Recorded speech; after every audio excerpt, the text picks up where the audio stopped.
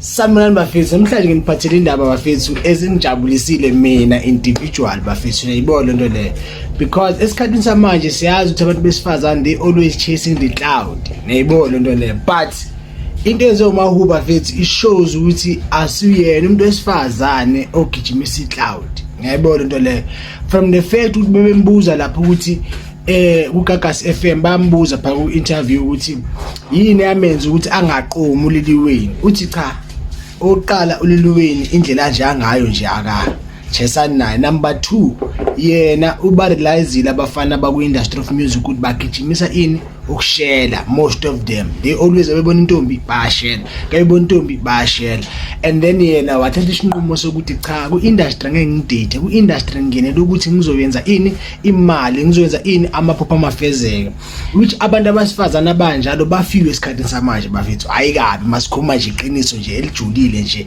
and elimsulwa.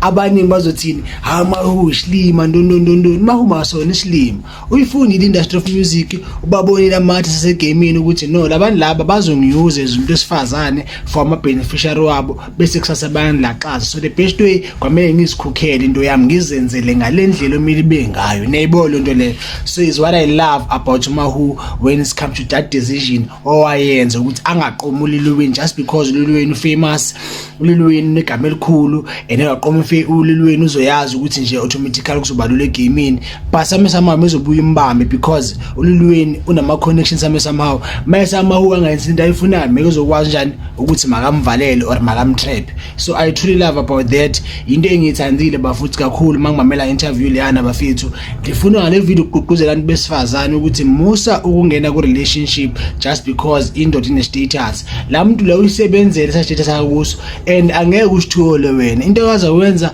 uzokuyuza akuyuza kushiyo njalo. Kungcono ukuthi uthole umuntu ozobuilda naye ukwazi female fikele khona. Abaningi bazothi hayi amadoda izinja, ithi amadoda wahlangana nawe izinja. Akhona amadoda angakwazi ukubuilda nawe from scratch and be right, nenze izinto zenzeke. Hayi ukuthi uthathe umuntu osegamini or umuntu osephezulu uje luzoguga akubeke lapha yakhohlwa. Angeke, instead uzokubona njengani, uzokubona njenge liability. Indoda iprefera umuntu ebuilde naye than umuntu uzofika already senama asset.